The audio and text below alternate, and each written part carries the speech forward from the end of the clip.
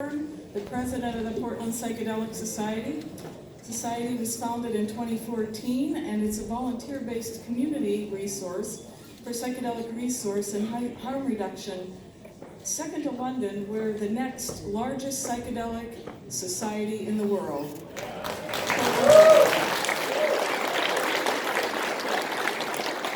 We continue to grow and expand our educational offerings. So on behalf of the Society, I'd like to thank all of you who came out today, whether for personal growth, continuing education, or a combination of the two. We appreciate your being here and taking advantage of this opportunity to expand your knowledge about psychedelics. I'd like to take a moment to acknowledge the work of a few people who made this conference possible. We have our board officers, so I'd like to acknowledge Ashvin Savadi. Jordan Watts, our treasurer. Nathan Cooper, who you can thank for these beautiful banners. Billy Turner, a super volunteer who's around here somewhere. Billy. And Jason Harris, who put together all the AV pieces and with his team ran the technology. Joe Newton, from whom you received your continuing ed credits. And actually, there are other board members. Let's just have all the board members stand up. Round of applause.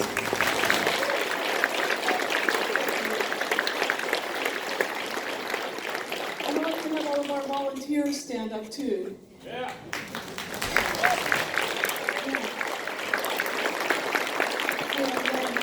We designed some of the posters outside in our front row here, and I think I've covered everyone. Yes? You. Me? Okay. I'd also like to acknowledge the efforts of a couple of folks. Helen Daring, who isn't here today, along with Kara Chaffee, who's been our MC. Those are the two women who actually had the concept and started this society. So I'd like to give them a special thanks today. And finally, to thank Kara, the brains behind this. So I'd like to thank Kara, especially for her work as MC today, and to acknowledge that she was one of these founders. And with that, I'd like to turn the microphone back to her, and she will introduce our keynote speaker. We look forward to seeing you all at coming events. Thanks.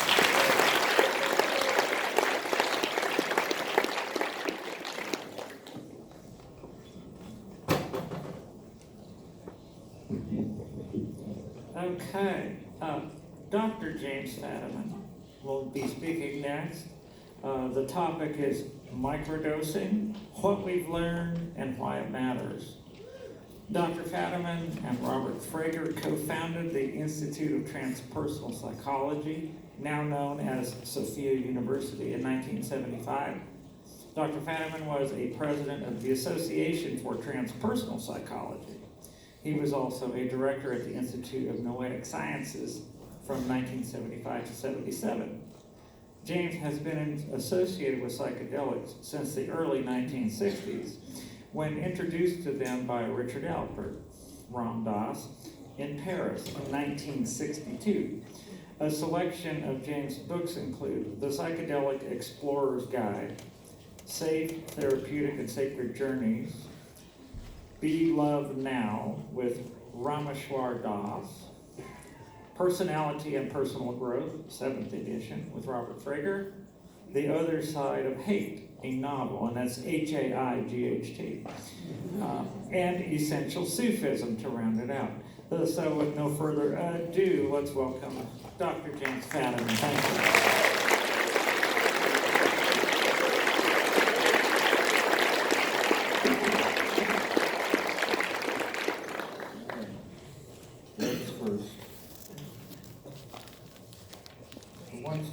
Tim Leary up from a nap, and he woke up and he said, if the government ever discovers how good sleep is, they're going to outlaw it.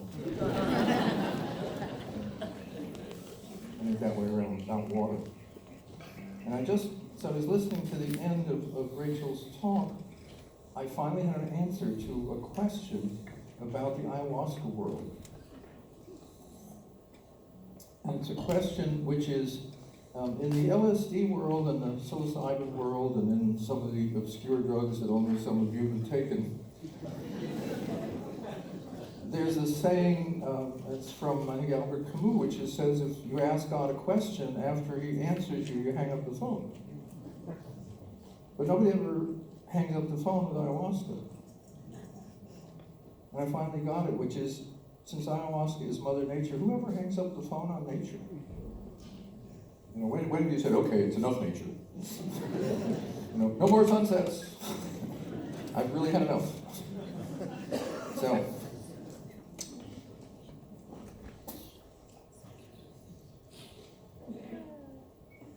I alone am giving you a talk with a different title. But 95% of the talk fits the other title that you have, so you won't know the difference.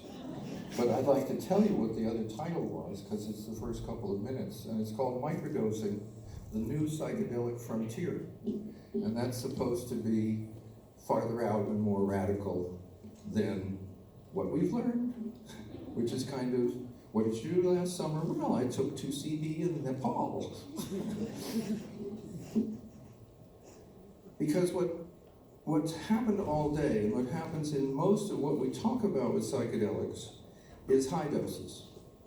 And it's certainly what I've been involved in since the 60s. And in an irony that only Mother Nature could pull, having spent my entire career deeply committed to high doses, meaning 400 micrograms of LSD and up. I mean, if you're not transcending this universe, you're not, doing much. And what do I get to get? What does God ask me to do next?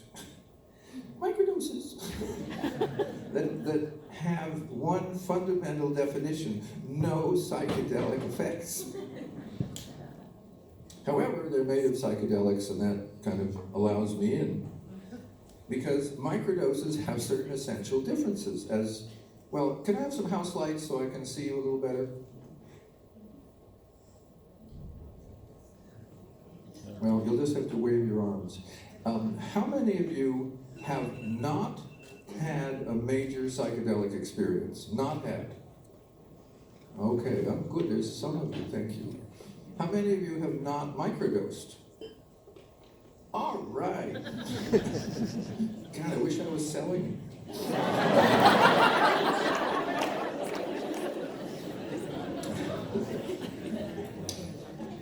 Well, microdosing have none of the mind-blowing experiences. No transformations, no becoming all beings, no going beyond all being, no snakes that swallow you, no dismemberment, no demons, no angelic beings, not even ancestors. Microdosing is new dose levels, new methods, new effects, and new implications. The dose level for a microdose is between 1/10 and 1/20 of a recreational dose, not a knock your socks off and forget you've ever worn socks dose. Just a recreational dose. That's about 7 to 12 micrograms, 0.1 to 0.4 dried mushroom powder, and so on, or less. What we found is, from a couple of thousand people who've written us about their experiences, that many more people say, well, 10 was a little too much. I'm now doing 7 or 6, and so forth. Very few people say 10 wasn't enough. And there's also always the people that say 10 was really good, so 20 was obviously going to be better, and I screwed up. Frequency, and this is again a distinction in high dose, which is when you have a high dose of serious psychedelics, you need time to integrate, to filter out what's you, what's the drug, what's the situation, and basically to digest. If you think of those pictures of snakes that like eat a goat, you can't eat a goat the next day. But if you're just having like a sandwich. So the frequency of almost all the results I'm going to talk to you tonight is taking it 1 day on and 2 days off. Now, some of you, since you're up here, and you know and love Paul Stamets, he has a different notion, which is 5 days on and 2 days off. And I've talked to Paul about it, and I said, honestly, Paul, it just looks like pretty much probably we're getting the same results for people, but you're more generous with mushrooms because you have access to more mushrooms. And he looked at me and smiled. And the other thing is, one of our early discoveries is for many, many people, a microdoses is a 2-day event. And a lot of people have written me and said, second day is better. Now with Paul's system, you only have a second day once a week. So that's really suggests the level of exploration we're still at. So how did I got into this, as I do most things in my life, by mistakes. Because I'm a scientist. That's really how science proceeds, is you do something foolish and you come in the next morning and it's interesting and you pretend you did it on purpose. And if you look at the very early research, and there's a book out at the bookstore, or the books here that are for sale, called Theory of Microdosing by Thorsten Posse, and it's all about the really early research before anybody really understood anything. And there was serious agreement that there was no effects below 25 micrograms, which is true if you're looking for psychedelic effects. But then you don't say there's no effects. You say, here are the things I looked for that I didn't find. Science sometimes gets a little vague. And also, in those early researchers, nobody was giving it intermittently. So nobody was seeing what the effects were over time. So our early results, and this was my saying to people like yourselves, why don't you try this and let me know how it goes? And many people like yourselves said, hey, sure, man. And you can do much, but I'll give it a shot. And the early results were beneficial. And that's where we looked and found the 2-day effect. That wasn't necessarily anything that was assumed. So I developed then this protocol of 2 days off, 1 day on, 2 days off. Well, why that third day? Well, if you're exploring, and we'll get to what exploring means, it's not research. When you're exploring, you want people to be able to both have an experience and not have it, and have it and not have it, so they can tell the difference. So the third day, people were supposed to come down and be their normal, unmicrodosed self. So I would be looking for reports that say, oh man, I'm looking for that next dose day. Because that would let me know they were down and up. Unfortunately for the researcher, after a month or so, people were beginning to fuzz out, and the third day was pretty good too. So that's science.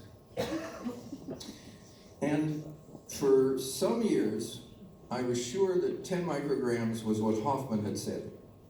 And then I found out from everyone who knew him that he never said that.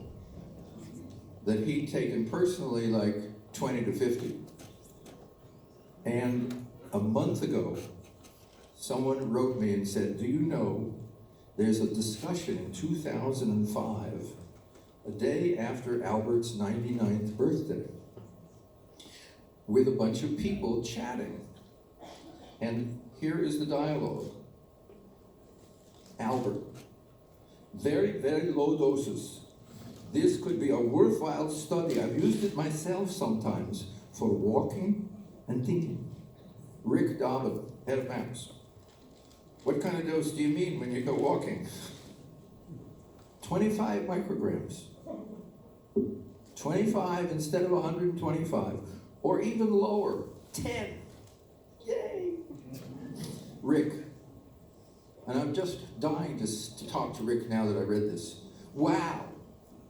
Can you actually notice when you take 10 micrograms? Can you even notice that you've taken it? Albert. Oh yes. An improved response to nature. Improved experience of nature, yes. And thinking, a big improvement in thinking. And then he changes the subject. That's the background that I will eventually pretend I knew originally, instead of a month ago. So what's happening now, and as some of you have noticed, we're not waiting for the science. And microdosing is now incredibly out there in the culture. Articles in very mainstream places, LA Magazine, Marie Claire, Bust, which is for those of you that don't know, a kind of feminist power magazine. The Montreal Gazette, the Daily Mail. Many of the articles written by first-person accounts by the staff people. We're recounting an alleviation of their own long-standing mental and sometimes physical conditions. Now, how do you know you've made it into the culture? Microdosing was part of a comedy routine on Saturday Night Live. Really? It was an answer to a question on NPR, Wait, Don't Tell Me. And it was asked about by a dog walker and an Uber driver. On the other side, Reddit has a little subtopic called microdosing. It has 70,000 members. And there's a YouTube article which looked at the most watched microdose YouTubes, and the top item was around 600,000 hits. And it's a kind of how do you microdose, and it's not bad. And here's a dark one. So you really know when the dark side is interested.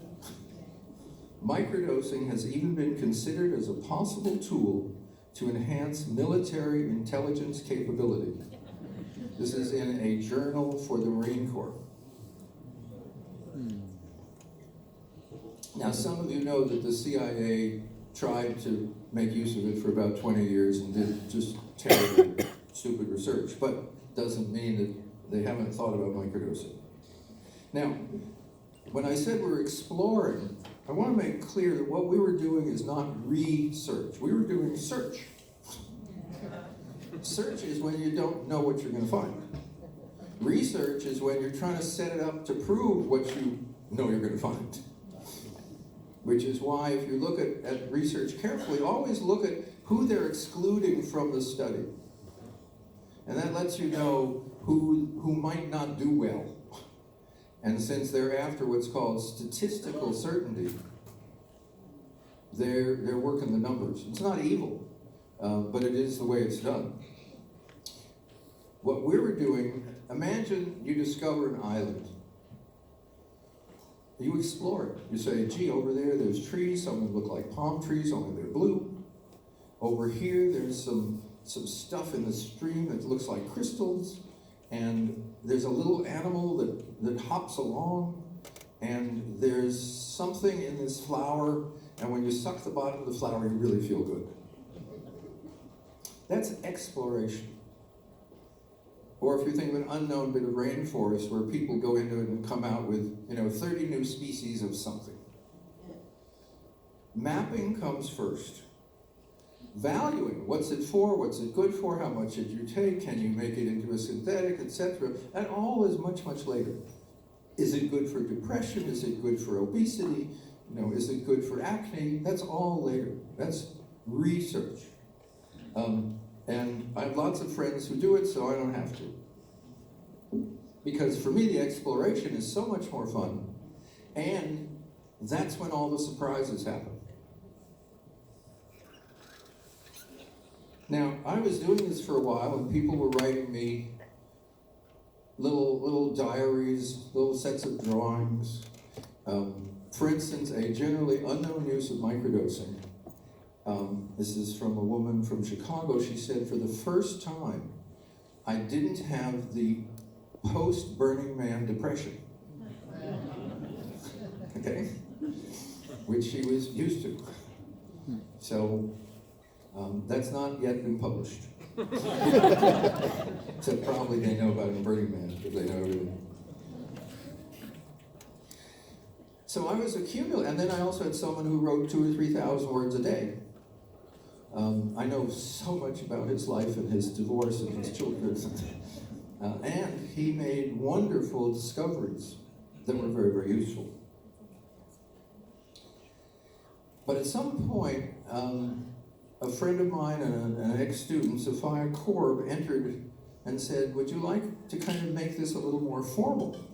Meaning, I'm a graduate of the program that you teach in, and I know you don't know much about research. So she suggested that we make a protocol that people could fill out on a daily basis, make a little checklist of what they were feeling each day, and then also write these reports.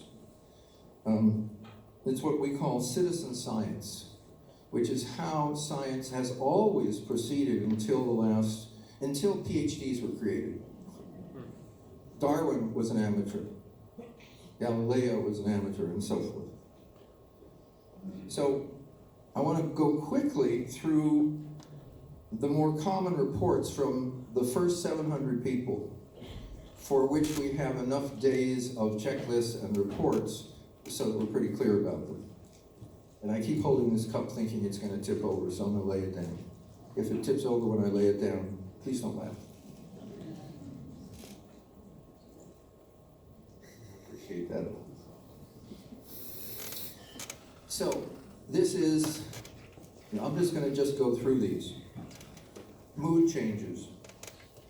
What we had is people were checking 10 positive mood statements and 10 negative mood statements on a scale. How are you feeling today? Are you feeling sad today? Are you feeling ambitious today? Are you feeling effective today? Are you feeling excited today? Are you feeling depressed today, etc.? Overall, negative states went down. Now this is similar to antidepressants. Negative states go down, but the difference is positive states went up, which is not true of antidepressants. That's not true of practically anything. So that was the effect. And that is the fundamental effect that makes microdosing so interesting. Now, given that our particular sample was very heavy in people who either were clinically depressed, meaning someone had stamped that on their arm, or they just had depression now and then within the last month, 80% of them said they got a lot better. And the people who had the most depressed improved the most. Now, watch out, those of you in the science game, there's a trick in that. One of the reasons the most depressed people improved the most is they had the most to improve. They didn't improve more than the people who were slightly depressed who got to zero, and the people who were very depressed who got to zero at the same place. So, watch your science. How did people relate? And it was the question that came up in this ego inflation part of the last talk, and why you should go to psychotherapy. Better able to remain centered. More comfortable with clients or colleagues or friends or children. Less social anxiety. That's a big one. That's different from general anxiety. General anxiety is everything bothers you and worries you. Social anxiety, you need other people before you feel bad.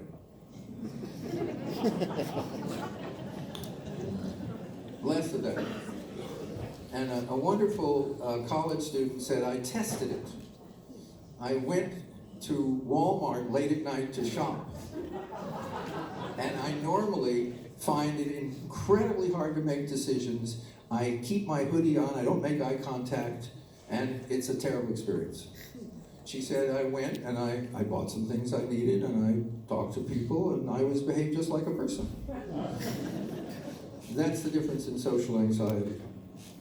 And also more tolerance and compassion, meaning people were better able to be with people they didn't want to be with, and could feel compassion rather than, you piss me off.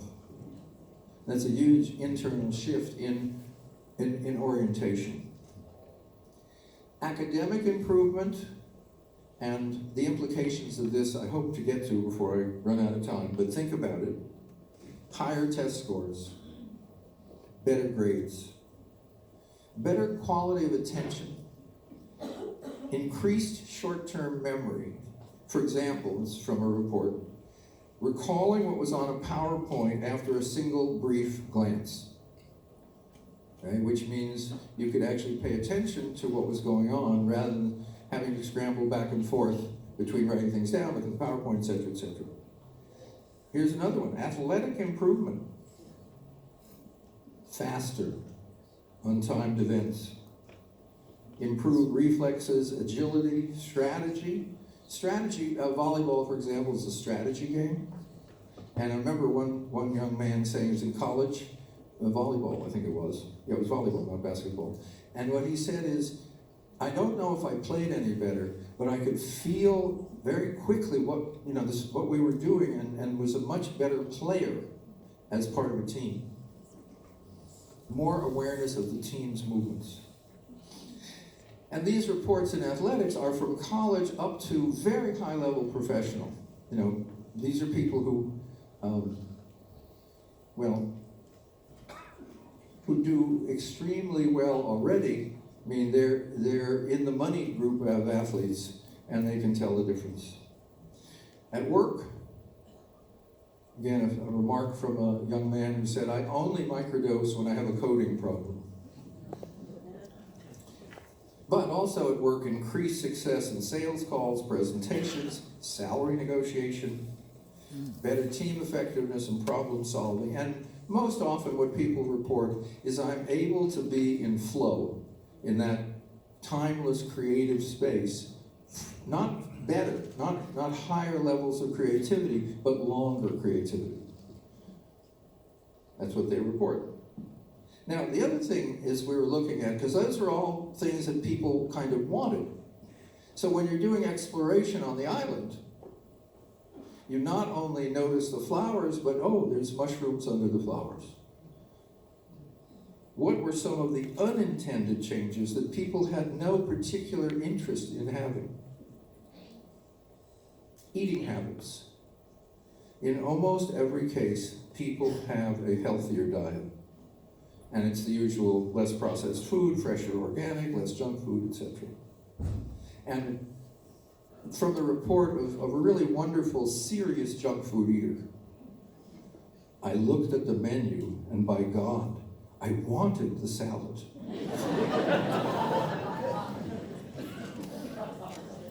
Caffeine, cannabis, alcohol.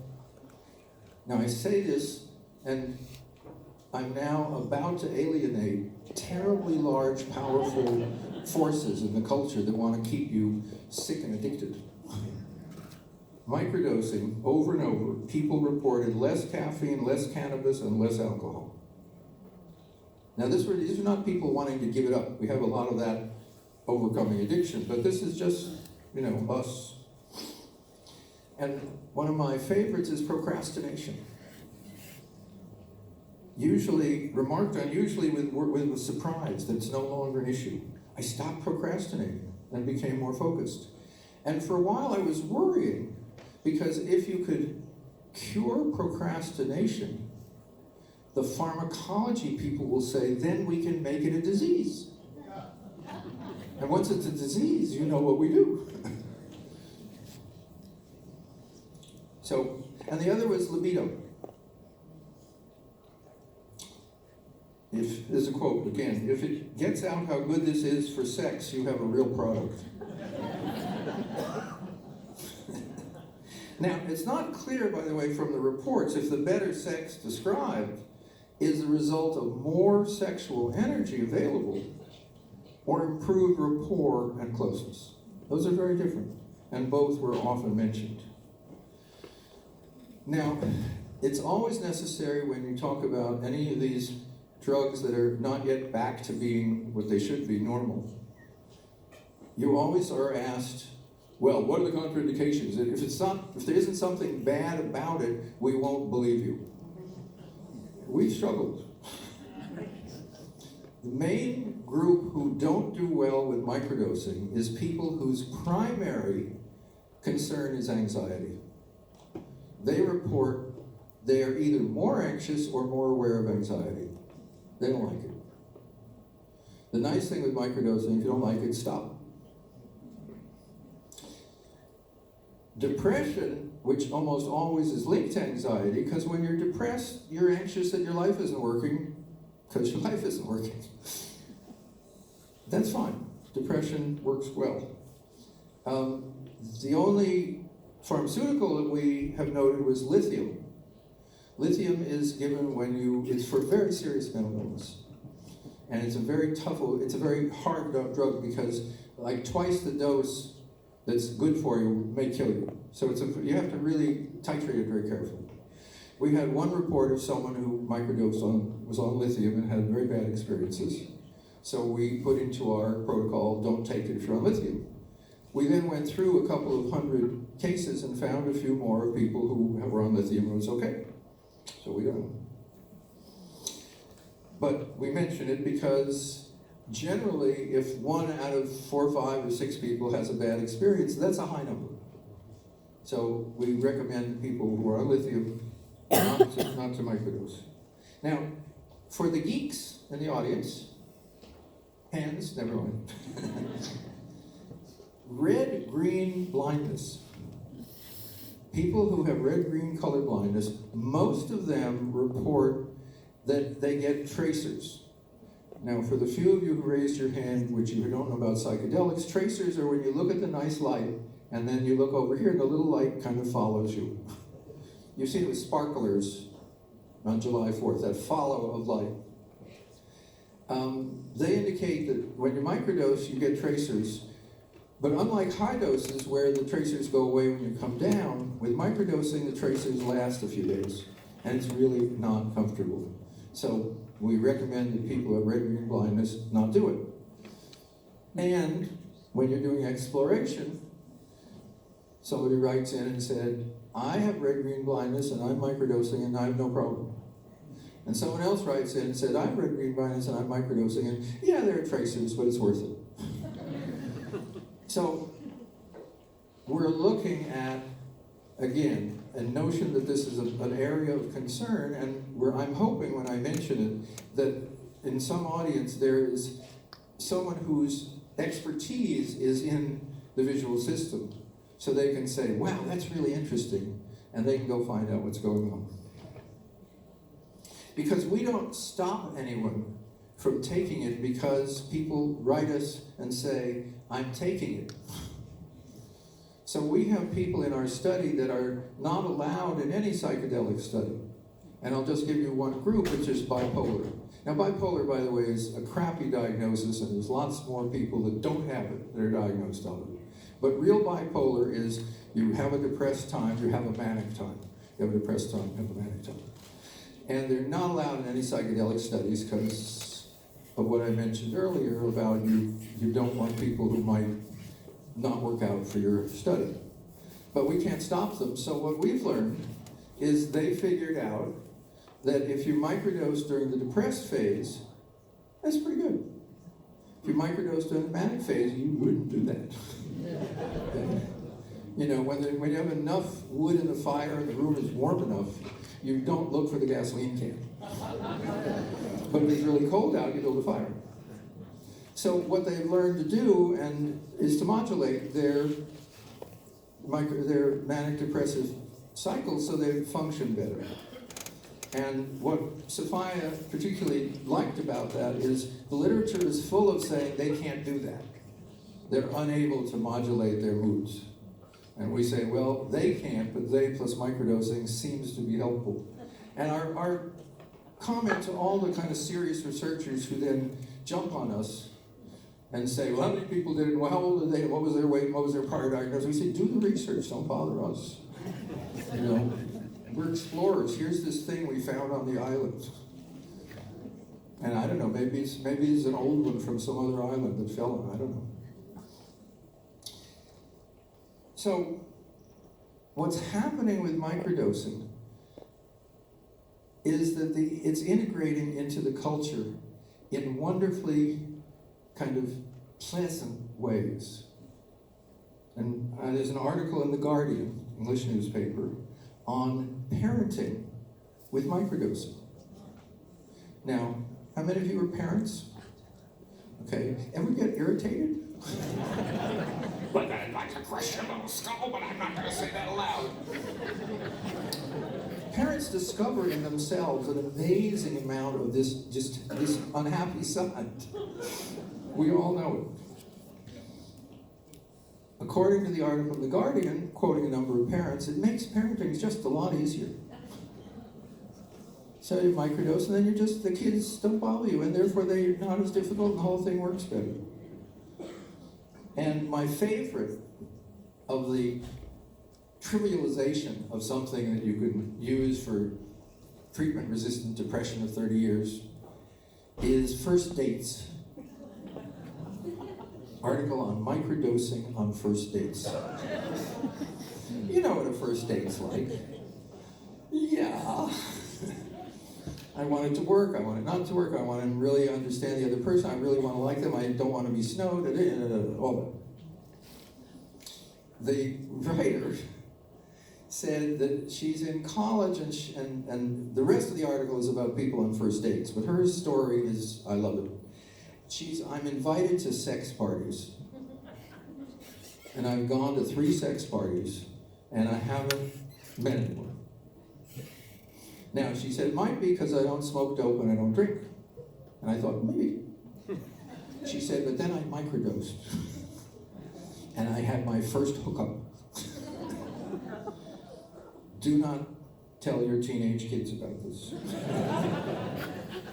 And there are now microdose kits. One comes in a beautiful wooden box. Guy in England makes them. Now, how much kit does it take to take a mushroom and break off a piece? I don't know, but don't ever underestimate the possibility of entrepreneurs to make something into something you could sell. There's also microdosing classes. There's also, this is now just from Holland, microdosing coaches.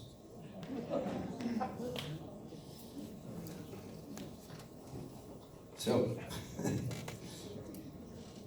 and I'm more and more starting to look at Reddit, particularly since I put the app on and it suddenly learned what I was interested in.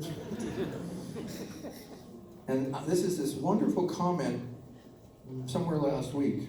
One of the reasons I don't use PowerPoints is stuff happens too soon, too close to what we're doing. LSD or shrooms will not heal you if you don't do the work together with it.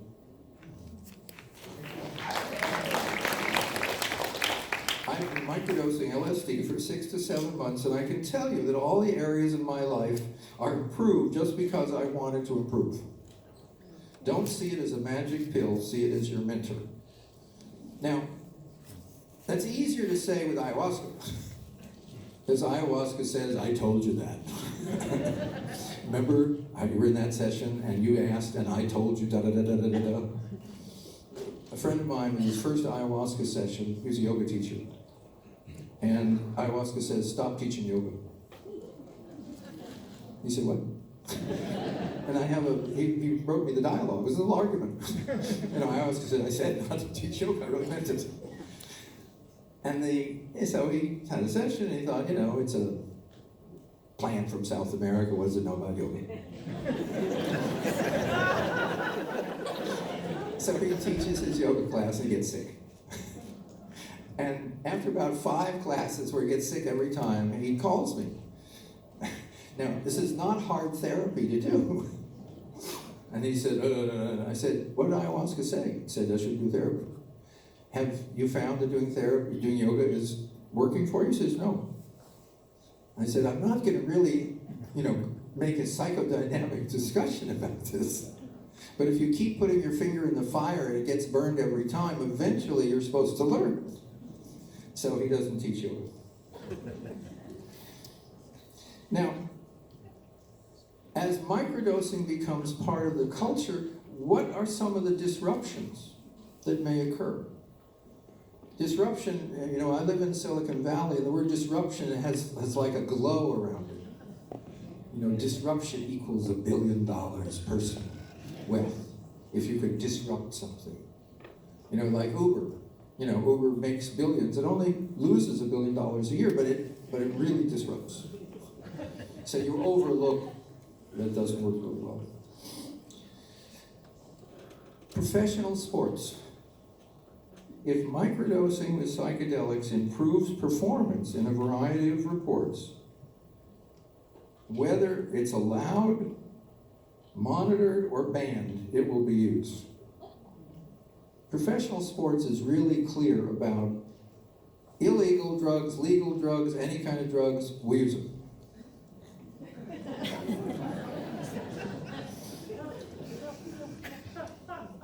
And I think, and I'm not totally sure, but at the level of microdosing, particularly if you wait a few hours, and some psychedelics, by the way, are legal in a number of countries. We don't live in one, but there's a lot of other countries a little ahead of us. Probably nothing's measurable with the current anti-doping testing. So here's a substance which improves speed, coordination, etc., and it's not testable. Don't quote me. And here's my favorite quote on that. I've gone from getting consistently silver medals to getting nothing but gold medals for the past year. This is a jiu-jitsu guy, and the reason I doubly like it is the headline of the article. Pro jiu-jitsu fighter says LSD helps him whoop ass.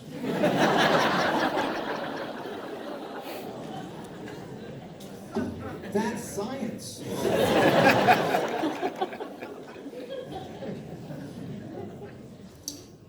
The article did not give his real name. Now let's take another area that, after all, professional sports is also a kind of entertainment, and we're willing to have sports that have an incredible injury rate if it amuses us. So professional sports is its own world. Education's a little different. Where students compete against each other, substance use is already an issue. So-called cognitive enhancers are the second most used illegal drug on many college campuses, marijuana being first. Now, put your hand up really fast and put it down fast. How many of you used off-label Adderall, Provigil, one of those? Hands, please. Whoosh. Okay, it's a little windy in here. Microdoses are even more enticing. They are reported, as I've said, to improve those attributes, the same as cognitive enhancers, and you don't become addicted. Okay? And you don't crash. And if you think about it, in courses and exams graded on a curve, and some of you may be in that right now, students of equal capacity without access to microdoses will be at a measurable disadvantage competing with students who are microdosing. That's cultural disruption. Okay? Now, I'm old enough to know when people started to be able to use calculators, hand calculators, before we had smartphones and so forth, in exams. And I was at Stanford at the time in an engineering department. There was a huge fight. What was allowed? Because they were about a $500 item then. Okay, and it was clear that it was discrimination based on money. And should you allow it or not allow it, if you were allowing it for homework and so forth and so on. Disruptions in education get very serious. Now, imagine that there are some examinations which are career determining. They're critical, they're proctored, they're timed, and except if you go to SC and you throw in another $500,000, they're competitive. Which for 99% of us, they are. But they determine the acceptance and placement in graduate programs as well, in law, medicine, computer science, and so forth. If you're taking the law school exam, people who microdose will have an advantage. And let us since I've now got the alcohol and the cannabis and the caffeine people about to get me, let's not leave psychopharmacology out of it. Psychedelics, even at microdose levels, are often more effective with treatment-resistant populations than current medications. That's a kind of slightly technical way of saying what you understand is, particularly the word treatment-resistant, which is a term I really hate because it sounds like it's your fault. He's resisting. No, you gave him crap.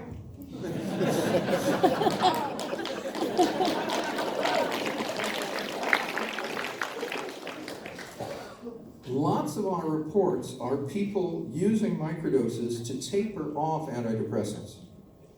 The tragedy of antidepressants is if they work or they don't work, you can't get off them without what's called tapering. The word withdrawal does not appear, oddly enough, in the pharmacology literature, but they do use the term tapering, and it's a good one.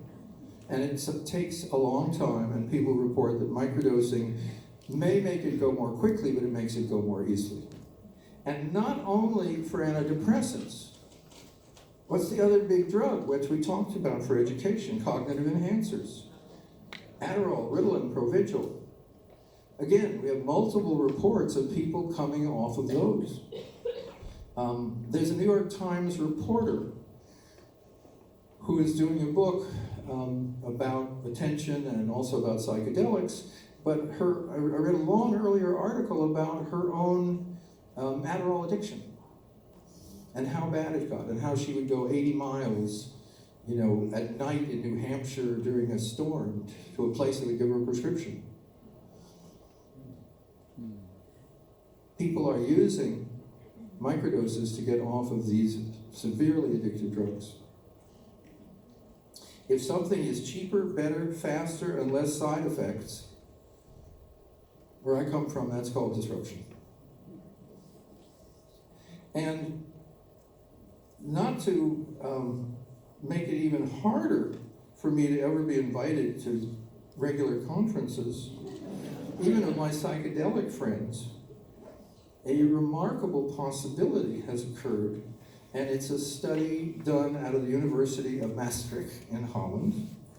First author is Nadia Hutton, and I'll give you the longish, boring way of doing an article, and then I'll tell you what it said. Self-related effectiveness of microdosing with psychedelics for mental and physical health problems among microdosers. What that said is, they asked thousands of people kind of signed in for the survey, and they pulled it down to people who microdosed and had a series of either mental or physical problems. And they basically said, did microdosing affect your condition? And the effects were, I love these questions, did it work? Different question, did the symptoms disappear? Third question, quality of life improved? Now, they also asked, had you had conventional treatment for whatever it is we're talking about? And there's a whole list of conditions. Same questions. And then, have you tried full doses? Same questions. And what they found was that if you kind of imagine 3 bars here, and here is microdoses, here's conventional treatment, and here's full dose. In almost every case, this is looked just at mental conditions, full dose was more effective than microdose, but both of them were almost twice as effective as conventional treatment. Okay? This is a shattering study. And I just had a wonderful discussion, we'll call it a discussion last night, with some of the other people on the program about the implications of, let us say, we're talking about depression. There's a great study in England. They had, I think, 10 subjects, and people had no depression for 6 weeks to 6 months. Now, what was the cost per person of that study?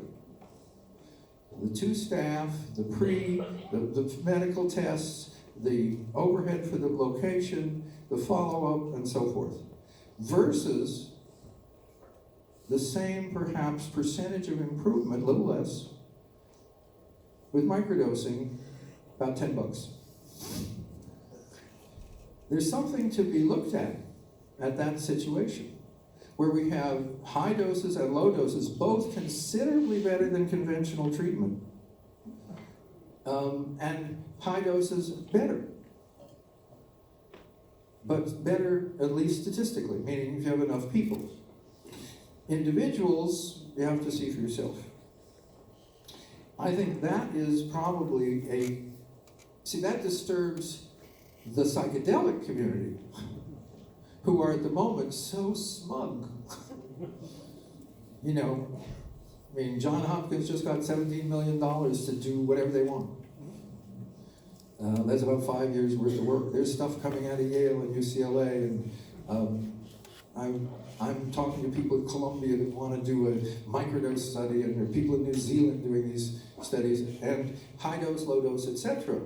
So we're going to actually be seeing not conventional versus microdose, but conventional versus microdose versus high dose. Kind of exciting, at least for people like me. Now, what are the future directions? Well, kind of focus studies. Back to the island. You know, here's a fruit. I wonder if it'll grow in Virginia or Montana or Maine because it's a delicious fruit and we don't have it. But we know it grows on the island. Cluster headaches. Cluster headaches, for those of you that don't know, they're the worst pain known to human beings. Okay? Just without any discussion. And average time between diagnosis and first effective treatment, and there are very many that are effective, it's about 8 years. It's also called suicide headaches, because people, if they're quote episodic, you know when the next ones will be coming. Just imagine if you could put on your calendar, in 3¼ months, I will suffer the worst pain known to human beings. They're called suicide headaches, because people will kill themselves rather than do it again. And somebody who was tripping, his calendar said it was time to suffer, and he didn't. So he started investigating the possibility that LSD, in this case, affected clusters. And high doses almost always help clusters. But there's a study now in Holland using microdoses, and in our research we have, usually when people ask us, we say, go to the high dose site and look at what they have. But some people write us and say, I've been microdosing and my clusters went away. So it's an area of serious research. ADHD, very serious research, and ADD, all those are being now looked at with tight research studies for microdosing. And since I can't wait, see, if you get old enough, you just don't want to wait a long time. So I looked ADD up on Reddit. Out of the 70,000 people, not surprisingly, there's some little discussions of that. And the answer is, it seems to help some people and doesn't help others.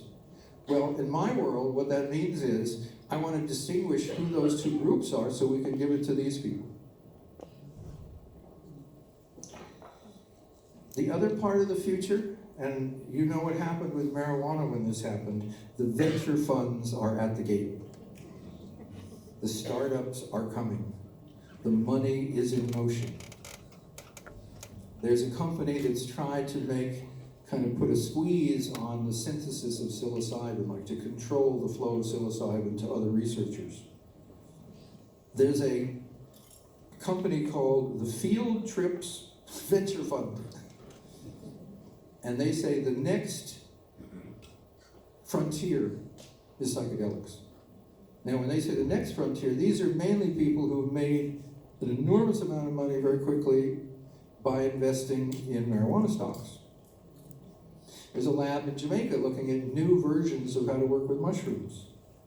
And there's other things happening in the mental drug world. My favorite is actually someone is trying to develop a alcohol-like experience when you drink it, but without the physical after effects. How's that? And the person who's doing it was a former British drug czar who was fired for doing an article that showed that fox hunting was more dangerous than psychedelics. You don't do that in England. There's several companies that are busy making drugs, when they say with the same effects, meaning physiological effects, but without mental experiences. Ibogaine without reviving memories. Ayahuasca with just purging. Whoa, a big seller.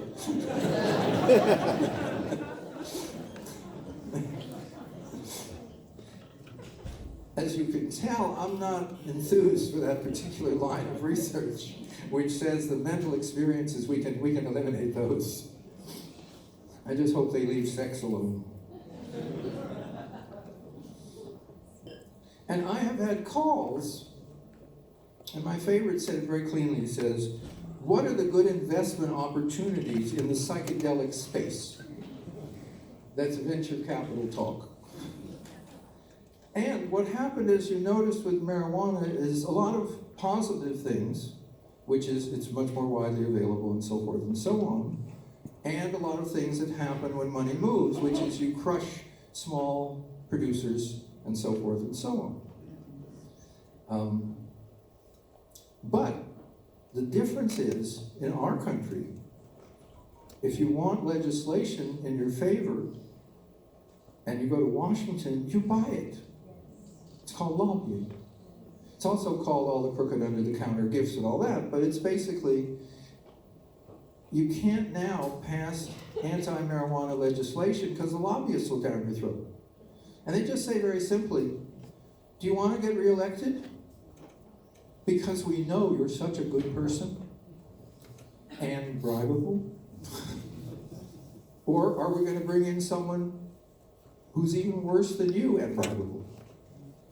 It's a very, legislators have that problem. It's a genuine problem. If they're really good, decent people, they have the same pressures to knuckle under the lobbyists as people who are really crumbs. But marijuana moved forward possibly because all that money suddenly was in lobbying. Will it happen in psychedelics? Someone said, are you disturbed with what's going to happen? I said, no, it'll be terrible.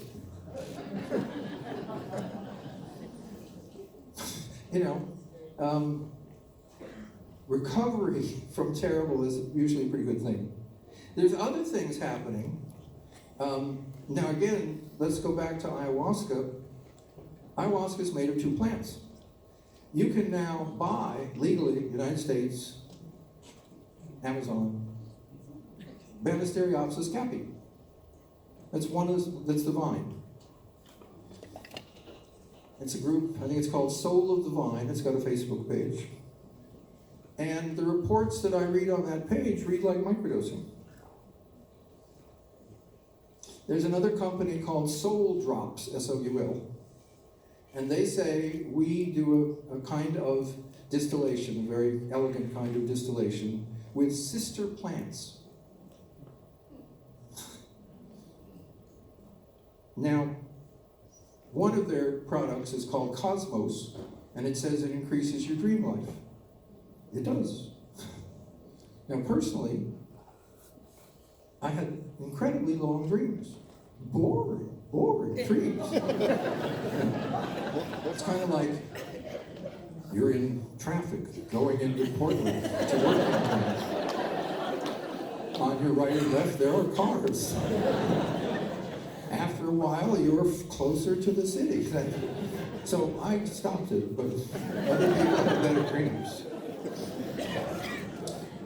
Amanita muscaria, the one that we see on all the Christmas decorations, and what Santa Claus dresses up like.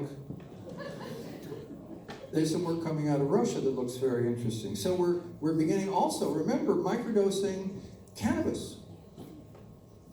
There's a company that just raised $5 million. because it develops methods of getting drugs into your system faster. Now, some of you, and I don't want your hands. Actually, this is Oregon. I can ask your hands.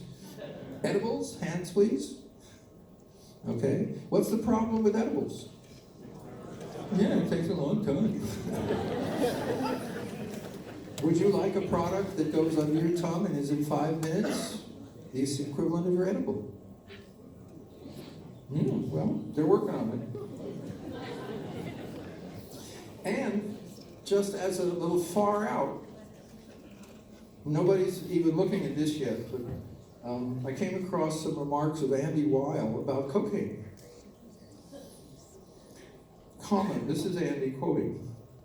The bitter leaf contains the highest percentage of the cocaine alkaloid. Another 13 components are in the leaf as well. It's unfortunate that only the so-called active principle cocaine has received all the attention.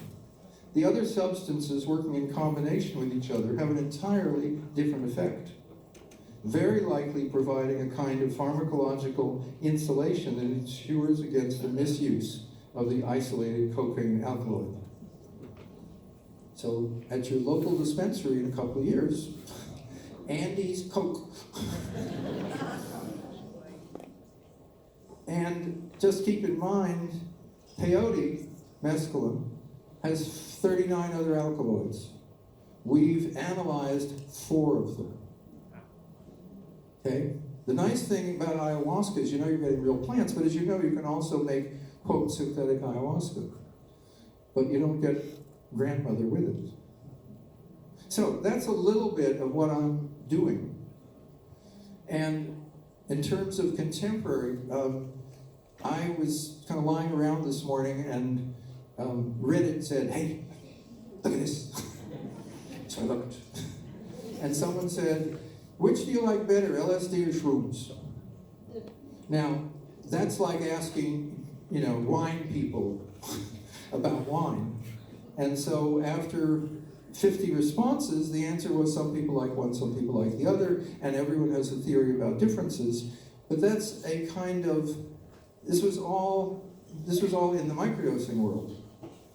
So we're looking at subtler and subtler differences as we leave the island, taking with us these big baskets. My daughter is an ethnobotanist. When she's in the rainforest, she carries a plant press, which means you put a plant in it and you squash it, and it dries squashed. But you can then bring it out, and then you can do whatever ethnobotanists do to discover what's in it and so forth. We're now leaving the island of discovery of microdosing, and we are entering the world that you were all in. And thank you for letting me share that with you.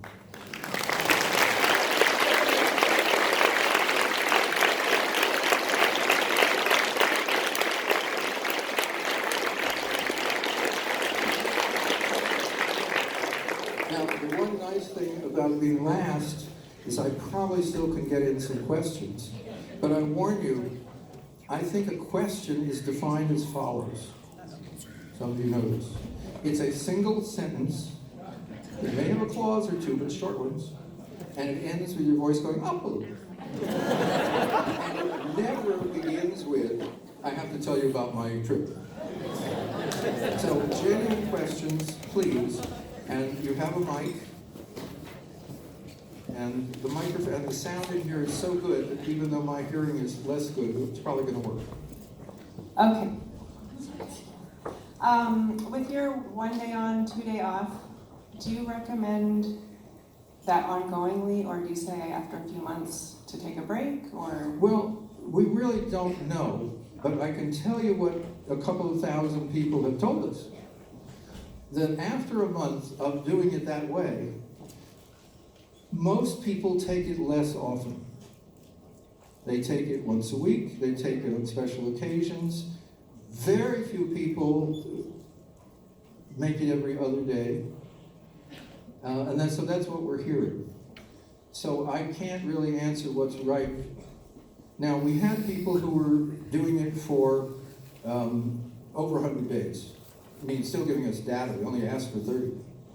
And the little group, and Sophia called me once and she said, our little group at the long haul people, the long tail people, suddenly around 100 days, their emotional life seems to get very wobbly. So since we're explorers, she said, so I said, what are you gonna do? She said, well, I wrote them. Because we don't know who they are, but we wrote them and said, we know who you are, what's up? That particular group, this is not a nice story, we're all dying. Different reasons, terrible conditions. And microdosing was helping them. Wasn't helping them maybe live longer, maybe, but it was helping them have a better quality of life. They were taking it pretty much still 1 day on, 2 days off. So that's as good as I can give you. Is it my imagination, or after microdosing for a while, when you stop, have you noticed in your exploring that your level does not drop as it does with pharmaceutical antidepressants? Oh, okay. So the question is, after you microdose for a while, see, I think, does your system maintain? Or, as with a pharmaceutical, do you go into serious trouble if nobody tapers off microdosing. It's too little.